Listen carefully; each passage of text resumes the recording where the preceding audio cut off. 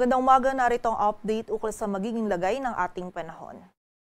Wala na tayong minomonitor na bagyo or low pressure area sa loob at labas ng ating area of responsibility, ngunit makakaranas pa rin ng mga pagulan ng buong bahagi ng Mindanao at Eastern Visayas dulot po ito ng Intertropical Convergence Zone or ITCZ. Samantala, hindi rin nakakaapekto yung southwest monsoon o habagat sa anumang bahagi ng ating bansa at easterlies po yung umiiral dito sa malaking bahagi ng Luzon, maging sa ilang areas pa ng Visayas. And magdudulot din po itong easterlies ngayong araw ng maulap na kalangitan at mataas na tsansa ng mga pag-ulan dito sa bahagi ng extreme northern Luzon.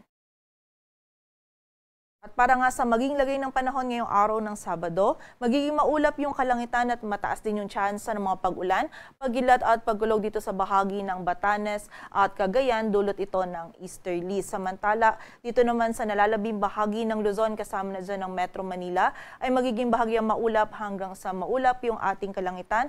May kainitan po yung panahon na ating mararanasan sa tanghali, ngunit pagsapit ng hapon at gabi ay tumataas po yung tsansa ng mga biglaang pag-ulan, pagkilat at pagkulog na dulot ng easterlies. Kaya pag tayo ilalabas, wag pa rin po natin kalilimutan yung pananggalang natin dito sa mga pag-ulan na ito.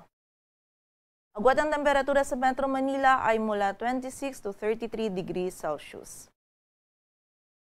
Dito naman sa buong bahagi ng Mindanao, maging sa area din ng Eastern Visayas, ngayong araw magiging maulap din po yung ating kalangitan at may mga kalat-kalat na pag-ulan, pagkilat at pagkulog na mararanasan dulot naman ng ITCZ. Ito po mga pag-ulan nito ay posibleng hanggang sa mga malalakas na pag-ulan, kaya pag-iingat po para sa ating mga kababayan sa posibilidad ng mga pagbaha at pagguho ng lupa. Samantala, dito naman sa area ng Palawan, maging sa nalalabing bahagi ng Visayas, ay meron din tayong posibilidad ng mga biglaang pag-ulan, pagkilat at pagkulog na dulot ng easterlies.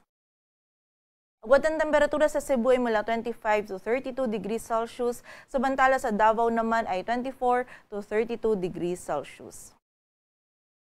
At dahil sa mga pag-ulan na dulot ng ITCZ, ngayong araw posible po tayo makaranas ng 50 to 100 millimeters of rainfall for a 24-hour duration dito sa bahagi ng Surigao del Sur, Davao Oriental, Davao Occidental at Sarangani. Kaya muli po, doble ingat para sa ating mga kababayan, lalong-lalo na dun sa mga kababayan natin na nakatira malapit sa bulubunduking lugar, maging sa ilog at sapa. And makipag-ugnayan din po tayo sa ating mga LGU para sa aksyon na kailangan nating gawin para sa ating kaligtasan. Para naman sa lagay ng dagat baybayin ng ating bansa, wala po tayong nakataas na gale warning, ngunit iba yung pag-iingat pa rin sa mga kababayan natin na maglalayag dito sa extreme northern Luzon sapagkat magiging katamtaman hanggang sa maalon pa rin po yung lagay ng ating karagatan. Dito sa Metro Manila, ang araw ay sisikat mamayang 5:27 ng umaga at lulubog mamayang 6:26 ng hapon.